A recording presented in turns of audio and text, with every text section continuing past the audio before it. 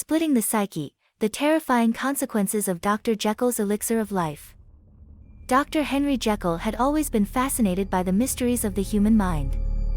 He believed that there was a beast lurking within each of us, waiting to be unleashed, and he was determined to find a way to harness that power. For years, he worked tirelessly in his laboratory, experimenting with various chemicals and concoctions in search of the key to unlocking the hidden potential of the human psyche. Finally, after countless failed attempts, he stumbled upon a formula that showed promise. He called it the Elixir of Life, and he believed that it held the power to transform a person from within, unlocking their full potential and unleashing the beast that lurked within. With eager anticipation, Jekyll drank the potion and waited for the transformation to begin. But as the minutes ticked by, he began to feel a strange sensation deep within his soul. It was as if a part of him was being ripped apart from the inside out. Suddenly, he felt a sharp pain in his chest, and he doubled over in agony. When he looked up, he saw a dark figure looming over him, a twisted, grotesque version of himself. It was Mr. Hyde, the beast that he had unwittingly unleashed upon the world.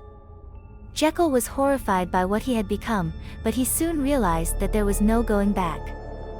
The elixir of life had not transformed him into Hyde, but had instead split him into two separate people. And now, he was powerless to stop the monster that he had created. As Hyde roamed the city streets, Jekyll struggled to regain control of his own mind and body.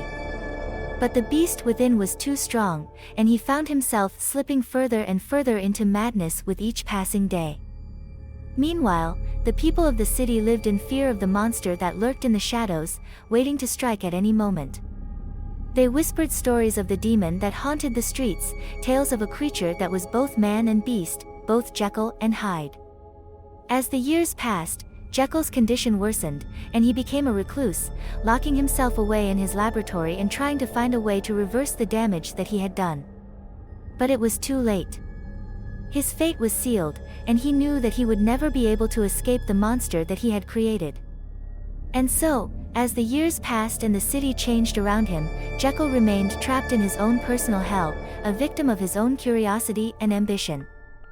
And as the world moved on, he was left behind, a forgotten relic of a bygone era, haunted by the beast that he had unleashed upon the world. One night, as Hyde roamed the streets, he stumbled upon a group of innocent bystanders.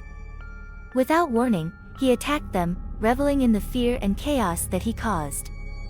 But as he stood over the bodies of his victims, he suddenly felt a strange sensation deep within his soul. For the first time since his creation, he felt a glimmer of remorse, a flicker of humanity. But it was too late. The damage had already been done, and he knew that he could never undo the terrible things that he had done. As the years passed, Hyde became more and more isolated, living in the shadows and avoiding all contact with the outside world. But even in his solitude, he could not escape the guilt and shame that haunted him, the memories of the innocent lives that he had taken. And then, one day, as he lay dying in his lonely laboratory, he realized that he could not go on living like this. With his final breath, he called out for Jekyll, begging for forgiveness and release from his torment. As if in response to his plea, Jekyll suddenly appeared, standing over him with tears in his eyes.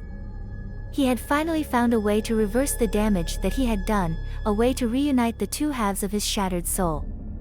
With trembling hands, he reached out and took Hyde's hand, and the two of them began to merge back together, becoming one once again. And as they did, Jekyll felt a sense of peace and closure that he had not felt in years. But even as he breathed his final breath, he knew that he could never fully escape the legacy of his own madness. For as long as he lived, he would always be haunted by the memory of the beast that he had created, and the terrible price that he had paid for his own curiosity and ambition.